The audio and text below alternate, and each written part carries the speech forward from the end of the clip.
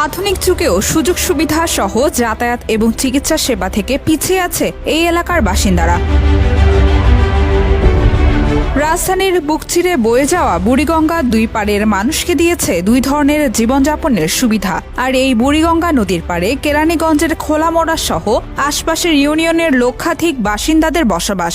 জনবহুল এই এলাকার মানুষ মৃত্যুর ঝুঁকি নিয়ে নিয়মিত নৌকা দিয়ে নদী পাড়ি দিচ্ছে বিপজ্জনকভাবে। ছেলে মেয়ে আসতে সমস্যা হয়, ছেলেরা ভয় পায়, মেয়েরা ভয় পায়, এদেরকে ভয় রেখে যেত মালামাল নিয়ে আসতে সমস্যা হয়। এভরি ডে পারাপার হয়ে এখানে একটা বিপজ্জনক রোড, যে সময় বর্ষা থাকে ওই সময় তো এখানে ডেঞ্জার অনেক। একটা মানুষ হঠাৎ করে অসুস্থ হয়ে গেলে, একটা স্ট্রোক হয়ে গেলে, যে কোনো একটা প্রবলেম হয়ে গেলে নৌকাতে সিরিয়াল নিতে, নৌকাতে পারাপার হতে, নদী পাড়েতে অনেক সময় লেগে যাবো।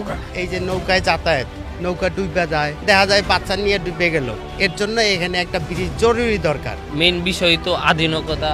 তো এখানে আসলে নৌকা না হইলে